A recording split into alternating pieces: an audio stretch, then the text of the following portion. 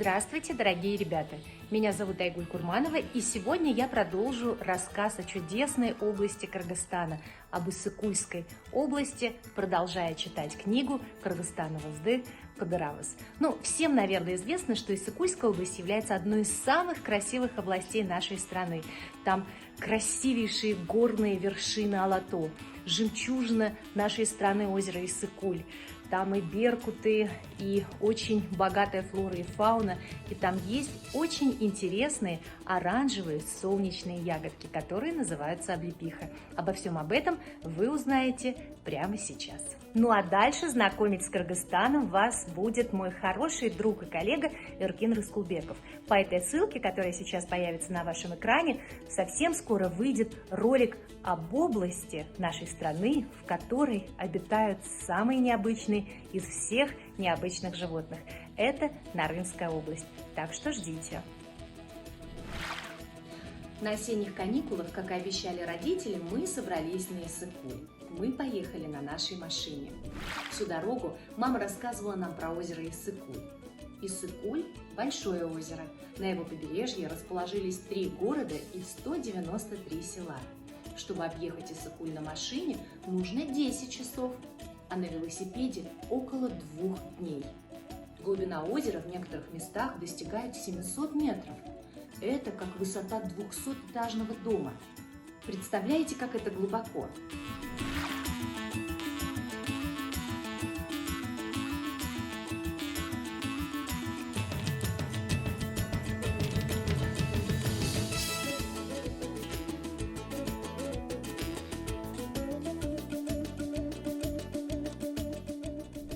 Слушая увлекательный рассказ мамы, мы не заметили, когда ехали до первого города, который называют воротами Иссык-Куля.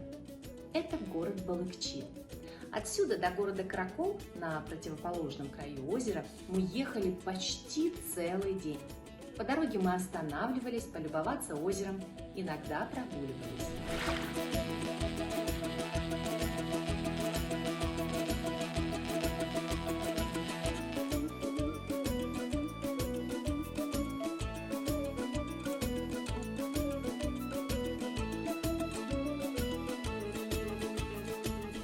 В Караколе мы переночевали, а утром поехали в село Джиле-Дюве. Он познакомил нас со своим беркутом и сказал: «Этого беркута я считаю своим сыном. Я сам не поем, а его накормлю». Беркут был очень красивый и большой, даже больше, чем я. Он и возрастом был старше, 12 лет. Беркутчи рассказал нам, что этот беркут несколько раз становился чемпионом Кыргызстана на турнирах по охоте с ловчими птицами. Оказывается, с древних времен беркутов использовали для охоты, ведь беркут – птица хищная. После того, как мы вдоволь налюбовались беркутом, наш путь продолжился по южному берегу Иссык-Куля. Когда мы ехали, я увидела, что на обочине дороги люди продают ягоды ярко-оранжевого цвета. Я спросила у родителей, что это за ягоды. Мама ответила, что это облепиха, и что мы можем свернуть с дороги к берегу, где она растет, чтобы лучше ее рассмотреть. Выйдя из машины, мы увидели кусты, густо усыпанные маленькими золотыми ягодками. Это и была облепиха. В зарослях местные жители собирали ягоды. Там мы познакомились с Айна Апой, которая протянула мне солнечные ягодки. Попробуй. Спасибо. Ой, какие кислые! Я думала, они сладенькие. Да, облепиха кисленькая, зато очень полезна для здоровья. Она содержит витамины, в том числе очень важный витамин С. Можно сделать сок и добавить немного меда, тогда это будет сладенький сок, сказала я. Да, конечно. Хочешь собрать себе? Очень хочу. А вы разрешаете? Доченька, облепиха вокруг Иссык-Куля дикая, а это значит, что она растет в местах, которые никому не принадлежат.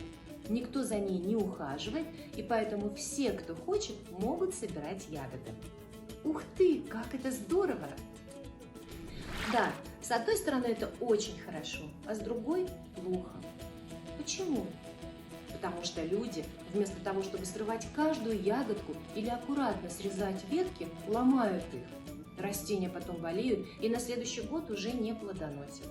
Поэтому, пожалуйста, если ты захочешь поесть облепихи или нарвать домой, нужно делать это аккуратно, не причиняя вреда кустарнику и не ломая веточки.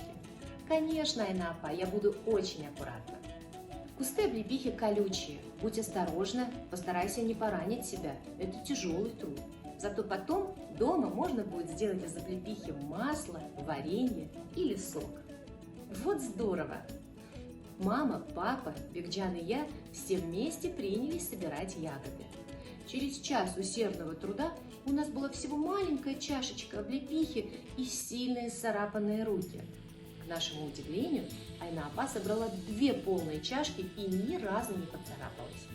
Когда мы уезжали, Айна-апа была так добра, что отдала нам часть собранных ею ягод. Мы были ей очень благодарны. Я раньше часто ездила с родителями на Иссык-Куль, и всегда это было в разгар лета. Я купалась и веселилась, но в этот раз мы не купались.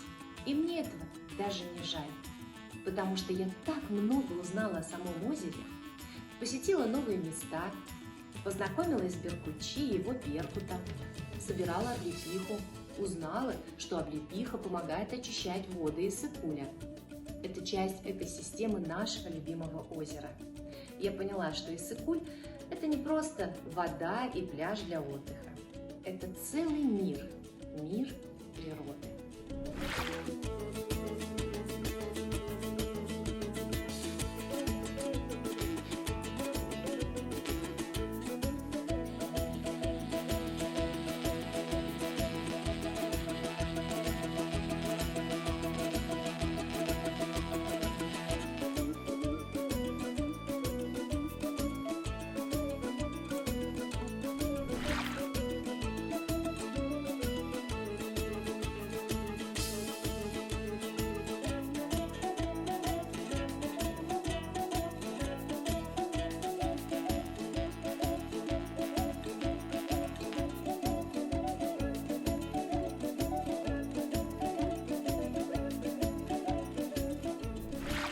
Дорогие дети, пожалуйста, не забывайте о том, что мы разыгрываем целых 10 чудесных книг, которые называются «Изучаем наш Кыргызстан».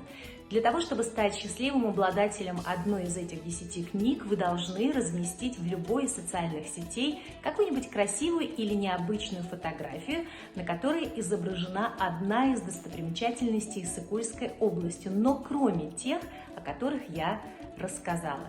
Будьте внимательны, будьте удачливы, будьте активны и не забывайте под фото с достопримечательностью Иссык-Кульской области обязательно разместить хэштег «Изучаем наш Кыргызстан Иссык-Куль». Я желаю вам удачи!